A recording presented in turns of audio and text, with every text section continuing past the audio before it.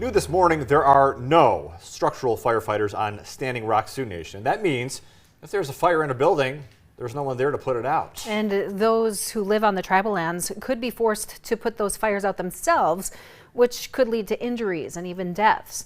Now, the heart of the problem, there's no one to put on the boots and the helmets. Nye Remy is in the studio right now, and Nye, this is obviously nerve-wracking. So there are absolutely no firefighters? Nicholas and Alicia, there are a few wildland firefighters, but we're talking no paid structural firefighters and no volunteers either. All the fire departments in the Fort Yates area are basically empty, and you never see a big red fire truck rushing down the streets with its engines blaring anymore. And the question everyone has is why? And what are tribal leaders doing about it? What is life like on the Standing Rock Sioux Nation with no firefighters? Some citizens wish this was a hypothetical situation, but it's reality. They have no one to answer their calls and can't help but wonder, what would they do when a fire starts burning in their home? To make matters worse, what would they do if a fire starts in their home and they're trapped inside? In 2018, the former Emergency Management Fire Director wrote a grant to gain assistance for firefighters through FEMA, and they were rewarded that grant for training and equipment. So, what happened?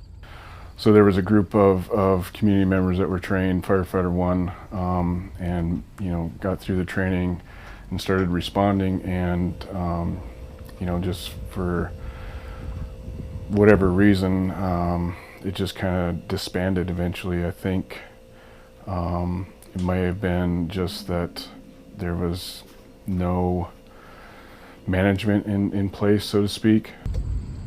Nearly 20 people all volunteered and were trained, but all that stability changed rather quickly. I think ultimately, it goes back to like previous generations where it was kind of a badge of honor to volunteer in your community and get that kind of that feel good of giving back, right?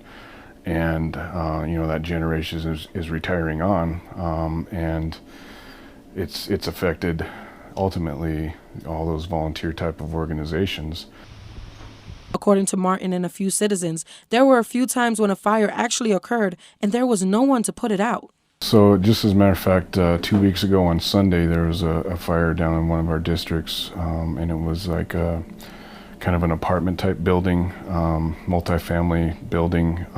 The fire started in one unit and ended up spreading to the next unit because there's no fire department to respond.